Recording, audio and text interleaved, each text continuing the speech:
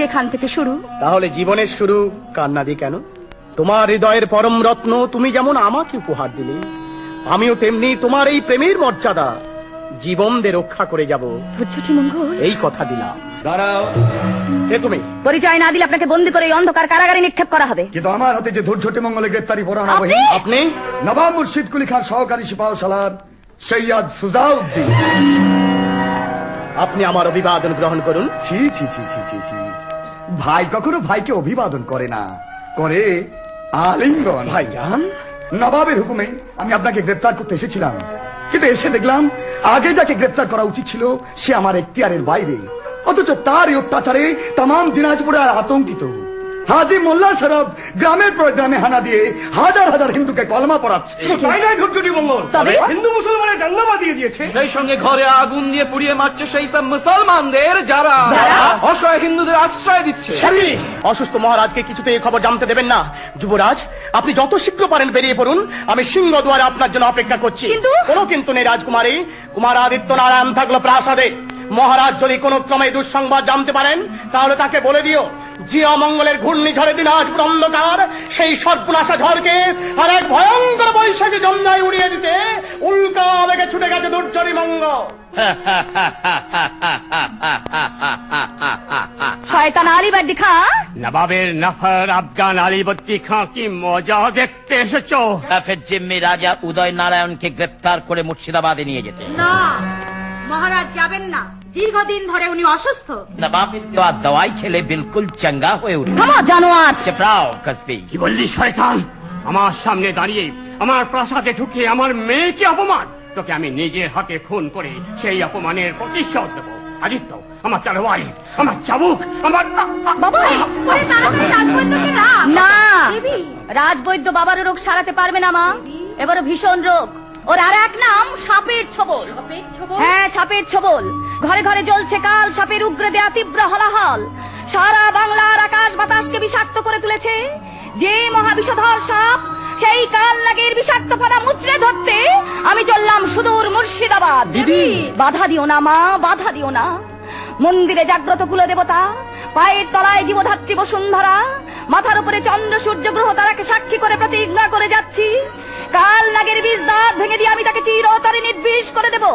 আর না পারি সেই বিষের চিতায় তোমাদের দেবীর হবে জীবলীলা সমাপ্তি, জীবন আহুতি। মহারাজ, তোমার মেয়ে যে সত্যি সত্যি মুর্শিদাবাদ গেল। যাক, আমার অবর্তমানে ওই দেবীকে রাখতে হবে তাদের সুখ দুঃখের খবর।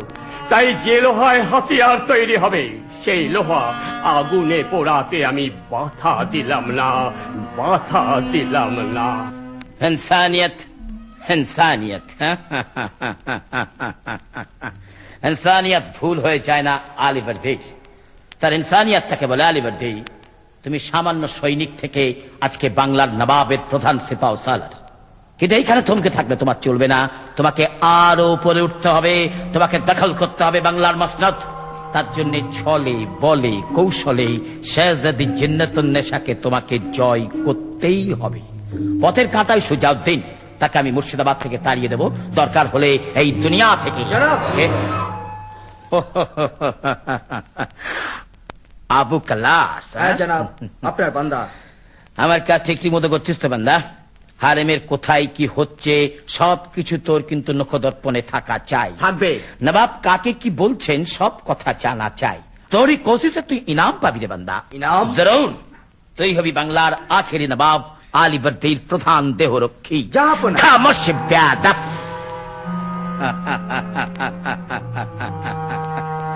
এখন নয় রে, আরো অনেক পরে।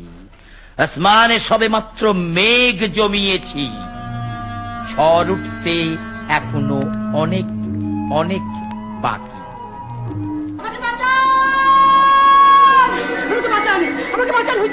কি হয়েছে ভাইয়া, কি হয়েছে? আমাকে কতল করবে, আমাকে জীবন্ত কবর দেবে। কে? চাবুক নিয়ে ছুটে আসছে মোহাম্মদ জাম, সামনে দাঁড়িয়ে। লা পহলা কমর সঈদ জিন্দা পে নবাব মুর্শিদ কুলি খান। নবাব মুর্শিদ কুলি খান সামনে দোজাকে এক অপরাধী কে গলে যায় চেপে ধরে আছিস তুই কে? শাদি, তোমার কলিজার খুন। না, তুই খুরশিদ খান। খুরশিদ খান? হ্যাঁ, আজ থেকে তুই নবাব মুর্শিদ কুলি খার ভাই খুরশিদ কুলি খান। मगर खेतीवाला शादीर হাতের এই দাগ মুছবে। তাকে হিম্মত খতম করে দিয়ে নেই ভাইয়া, আখের সামনে অত্যাচারের পাহাড় তুলে ধরে ভাইয়া কই আয় বিদ্রোহী ভুবন রায়। হুকুমত মে হাজির জাহাপনা। জিন্নিটার কসুর কি বাপজান? সে ইসলাম ধর্ম গ্রহণ করেনি। আমি তাকে চাবুক মারবো বাপজান। জিন্নাত থামো, জানো বাপজান, ওই হিন্দু আওরাত দেবীকে চাবুক মেরে হাতে আমার বড্ড চলে গেল, চলে গেল, আমার সর্বশরীর চলে গেল। মৃত্যু তুমি এসো, এই ঈশ্বর তুমি আমাকে মৃত্যু দাও। মৌতের আগে ওরা ভগবানকে ডাকে, আর জীবন্ত বান্দা নেগার তার খোদাকে ডাকবার সময় পায় না। মোহাম্মদ জান, জাহাপনা। নেগারকে চাবুক মারো। আজ থেকে আমিও হব তোমার মতো অত্যাচারী, আজ থেকে আমিও হব তোমার মতো রক্ত পিয়াসী নররাক্ষস। এই কথা তোমার মুখে, তুমি ভুলে যাচ্ছ সাদি তুমি কে। হ্যাঁ ভুলে গেছি, আর তুমি আমাকে ভুলিয়ে দিলে। এখন শুধু আমি ইনসান থেকে মুসলমান, দিলে শুধু হিংসা, কলিজার খুনে লালচ পোকার দংশন। আর আমি সাদে, আজ থেকে আমি খুরশিদ কুলি খান, নয়া দুনিয়ার নয়া বেঈমান খুরশিদ কুলি খান। আবাদ আবাদ বাংলায় শুধু পাক ইসলামের আবাদ, মগর কাজা কাজা কাজা হয়ে গেছে আমার নামাজ। জিন্দাপীর নবাব মুর্শিদ কুলি খান, কোথায় আপনি আবাদ করবেন আপনার পবিত্র ইসলামের? শ্মশানে, কবরে হাজার হাজার মানুষের কান্নার রক্তের অভিশাপের মাঝখানে কি প্রতিষ্ঠা করবেন আপনার জিন্দা পীরের দরগাহ? খামাস বেশর্মিলি। জাহাপনার যোগ্যা কন্যা শাহজাদি জিন্নত উন্নিশা, একবার কাঁদতে পারো কি? খবরদার শয়তানি, ও তো শাসন, সোহাগ কোথায়? দুশ্মনকে সোহাগ। তাহলে মিথ্যা আপনাদের হাদিসের কথা। হযরত মুহাম্মদ যে আটার বস্তা কাঁধে নিয়ে মানুষের দুয়ারে দুয়ারে খাদ্য বিলিয়ে বেড়াতেন, সে কথাও সত্যি নয়? জরুর সত্যি। তাহলে তাকে মানেন, তার মত মানেন না কেন? চুপ করো, স্বয়ং জাহাপনার সামনে দাঁড়িয়ে এত বড় কথা বলতে তোমার সাহস হলো? কেন হবে না? আমি তো সত্য ধর্মের কথাই জানতে চাইছি। বলুন, ইসলাম ধর্ম কাকে বলে? মানুষকে হত্যা করাই বুঝি ধর্ম? মানুষকে ধর্মচ্যুত করাই বুঝি ধর্ম? ধর্মে যদি মানুষকে ভালোবাসার মন্ত্র না থাকে, সহনশীলতা না থাকে, তাহলে সে ধর্ম কি? তোমার মুখে ধর্মের সমালোচনা শুনতে চাই না শয়তানি। ইসলাম ধর্ম মহান ধর্ম। না নবাব মুর্শিদ কুলি খাঁ, হাজারটা মুর্শিদ কুলি, লক্ষ জন হাজি মোল্লা সারাফ সে ধর্মকে মহান করতে পারবে না যে ধর্ম মানুষকে না খাইয়ে মারে। না, মিথ্যা কথা নয়। আপনি জানেন আমি আপনার জেনানা হাজতে কাল থেকে এক বিন্দু জল পর্যন্ত পাইনি। চেয়েছিলে? অনেকবার খিদে পেট পুড়ে গেছে, তেষ্টায় বুক শুকিয়ে গেছে, জোর হাত করে খাদ্য পানীয় চেয়েছি, বিনিময়ে পেয়েছি চাবুক, থুতু, ঘৃণার পদাঘাত।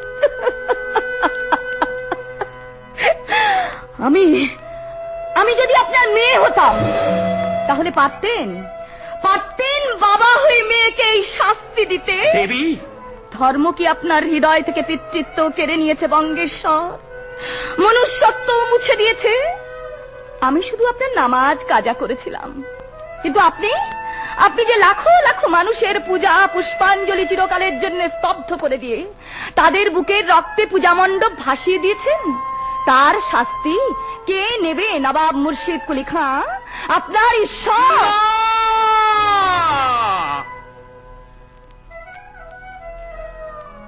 আমি সেই ভয়ঙ্কর অপরাধের শাস্তি আমি নেব কন্যা। কন্যা? কন্যা কাকে বলছো বাপজান? ও আমাদের দুশমন। না, ও আমার বিদ্রোহিনী কন্যা। বাপজানকে এসেছিল শাসন করতে।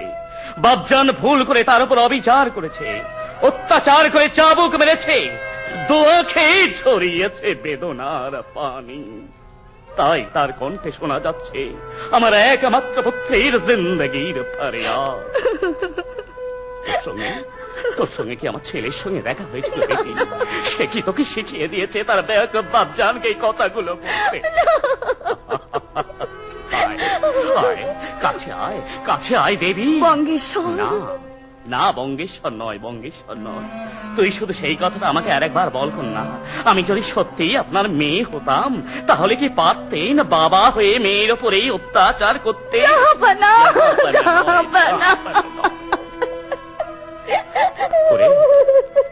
ওরে আমি তোর সন্তান, আমি তোর ছেলে। অবোধ ছেলে যেমন মায়ের ওপর মধুর অত্যাচার করে, আমিও তেমনি অত্যাচারে অত্যাচারে তোকে অতিষ্ঠ করে তুলব। তুই তোর দামাল ছেলেকে সামাল দিতে পারবি না আম্মা জান। আপনি কি? আপনি হাদি, মোহাম্মদ হাদি, তেরেশা নদীর ধারে দেশা গাঁয়ের খেতওয়ালা কৃষক, গরিব ইমানদার ইনসান। বাবজান, বাবজান, এই তুমি কি বলছো বাবজান? চুপ! আমার খোয়াব ভেঙে দিস না। আমি এখন মসজিদ কুলি খা নয়। হ্যাঁ, কে আছো ভাইয়া? সুজাউদ্দিনকে ডেকে দাও। আদেশ করুন জাহাপনা। না না, জাহাপানা নয়, জাহাপানা নয়। আমি এখন বাপজান, আর তোমাকে আমার আদেশ নয়, অনুরোধ। জানাব। তুমি আমার হিন্দু কন্যা দেবীকে বেশবাহকে তঞ্জামে করে সসম্মানে বহুত ইজ্জত দিয়ে ওকে দিনাজপুরে পৌঁছে দিয়ে বঙ্গেশ্বর। হ্যাঁ, এবার আমি বঙ্গেশ্বর। তাই আমার আদেশ, পথে যেতে যেতে গ্রাম গঞ্জ শহর যেখানেই দেখবে জেহাদ যুদ্ধের দুর্গন্ধ, সেখানেই বলবে আজ থেকে জেহাদ যুদ্ধ খতম। হিন্দুরা মুসলমানদের দুশ্মন নয়, দোস্ত, ভাই, ভাইজান। और ये नवाब मर्सईद कुली का हुक्म है।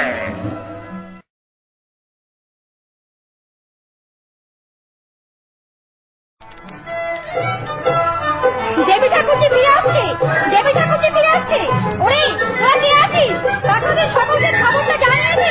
তোরা আনন্দ কর, উৎসব কর। শত্রুরা মাথা নত করে শুনুক, রাজা উদয় নারায়ণের কন্যা বিজয়িনী হয়ে ফিরে আসছে। কই, কত দূরে আসছে আমার দেবী? প্রাসাদ তোরণ অতিক্রম করে প্রাসাদের দিকে ছুটে আসছে মহারাজ। দেবী!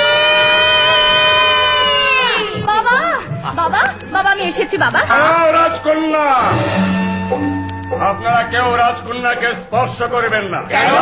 হিন্দু সমাজের বিধানে রাজকন্যা পতিতা। হ্যাঁ, কিন্তু তোমার মতিভ্রম কি করে হলো রাজা উদয় নারায়ণ? ম্লেচ্ছ গৃহে যে কন্যা আশ্রয় নিয়েছিল তাকে বরণ করবার জন্য তুমি উৎসবের আয়োজন করেছ। গুরুদেব, দেবী তোমার কন্যা বলে সমাজের এত বড় সর্বনাশ করতে চাও তুমি? গুরুদেব, মনে করে দেখো, জনকনন্দিনী সীতা অপবিত্র ছিলেন না, তবু সমাজের বিধানে তাকে বনবাসে যেতে হয়েছিল। তুমি যদি হিন্দু সমাজের রক্ষক হয়ে থাকতে চাও, হিন্দু ধর্মের মঙ্গল চাও, তাহলে কাল বিলম্ব না করে অবিলম্বে দেবীকে প্রাসাদ থেকে বহিষ্কার করে দেবে। এই হল রাজগুরু জ্ঞান ভট্টের আদেশ। আপনার আদেশ শিরোধার্য গুরুদেব। ভয় নেই, ভয় নেই? না না। কিন্তু আপনিই তো সেদিন আমাকে সাহস দিয়েছিলেন বাবা। আপনিই তো নিজের হাতে গড়ে তুলেছিলেন আমাকে সাহসিনী করে। ভুল করেছিলাম, তখন আমার মনে ছিল না যে আমি রাজা, তাই কন্যাকে পুত্র স্নেহে লালন করে ভেবেছিলাম দেবী আমার মেয়ে নয়, ছেলে। তখন আমার মনে ছিল না যে আমি সাধারণ মানুষ নই, আমি রাজা। আমার আমার বিয়ে বাবা, বাবা হিসাবে না বলতে পারেন, রাজা হিসাবে বলুন। হ্যাঁ বলুন মহারাজ। মনে করুন আমি আপনার মেয়ে নই, দিনাজপুরের দিন দরিদ্র এক প্রজা, যে শুধু ধর্মের ভালোর জন্যই ছুটে গিয়েছিল বিধর্মী নবাব মুর্শিদ কুলি খাঁর কাছে।